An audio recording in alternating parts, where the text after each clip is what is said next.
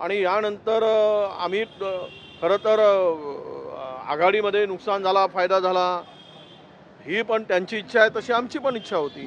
त्यामुळं हा इच्छेवरचा विषय नाही. आम्ही आघाडी म्हणून लढलो आणि आघाडी म्हणून लढल्यानंतर निकालानंतर त्यांनी काय करायचं आहे तो त्यांचा निर्णय आहे. त्यांची काय भूमिका आहे ते मांडलेत, आमची काय भूमिका आहे आमचे प्रदेशाध्यक्ष मांडतील, आम्ही पण मांडू. पण त्याला थोडासा एवढा घाईने आम्ही काय आमची भूमिका जाहीर करणार नाही. वरिष्ठ पातळीवर आमच्या हायकमांडशी चर्चा करू.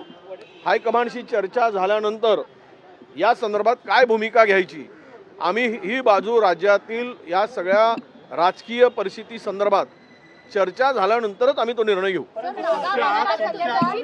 काही नेत्यांची अशी इच्छा होती का आपण पण सोबत लढायचं म्हणून काँग्रेसने? नाही, बघा अनेकांची पक्षामध्ये अनेक मतं असतात. त्यामधले काही लोकांचं मत होतं की आपण स्वतंत्र लढावं. त्यावेळेचं पण असं नाही की ते पार्टीचं मत असलं पाहिजे, तर वैयक्तिक मत अनेकांची अनेक मतं असतात.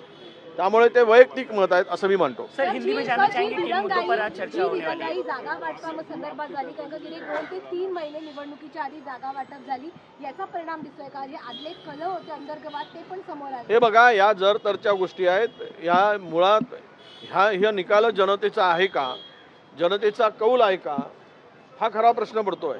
अजूनही महाराष्ट्रातील जनता आपलं स्पष्टपणे म्हणजे मी तर हे म्हणेल की ते ओरडून सांगत आहे की आम्ही दिलेला कौल नाही. हा कोणाचा कौल आहे? हा ईव्हीएमचा कौल आहे का? हा एकमेकाच्या गळ्यात महायुतीनं हार घालण्यापेक्षा ईव्हीएमच्या गळ्यात हार घालून आपला आनंद मनवावा अशी चर्चा ईव्हीएम पुन्हा सांगतो. हे सगळी जी चर्चा आहे त्यावर जनतेची जी भूमिका आहे ती अजूनही जनतेला हे झालेला महायुतीचा विजय पचनी पडत नाही आहे. त्यामुळं त्यांची भूमिका किंवा त्यांचं मत लक्षात घेतल्यानंतर एवढा मोठा विजय कसा मिळू शकतो? 2014 मध्ये मोदींची लाट होती, त्यावेळेस आम्ही 42 जागा जिंकल्या. 19 मध्ये पुलवामासारखा होता आणि संपूर्ण देशभर BJP होती. आम्हाला म्हणत होते की 10 जागा पण येणार नाही, त्यावेळेस आम्ही 44 जागा जिंकल्या. आणि आता जर आम्हाला 15 जागा 16 जागा जिंकत आलो आम्ही, यामध्ये अनेकांच्या संदर्भामधली जी काही संभ्रम आहे त्या संदर्भात चर्चा होईल. चर्चेमध्ये काय मत निघतंय त्यावर आम्ही पुढे बोलू. सर, हिंदी में जानना चाहेंगे किन मुद्दों पर आज चर्चा होने वाली है? सर, हिंदी में जानना चाहेंगे आज किन मुद्दों पर बैठक? नाही, तुम्ही विचारताय नेतृत्वात बदलाचा संदर्भातला जो काही निर्णय आहे तो हायकमांडच्या संदर्भात आहे. ते मला विचारून काही उपयोग नाही. हे बघा, त्या संदर्भात माझं मत विचाराल तर मला वैयक्तिक मत माझं काही नाही.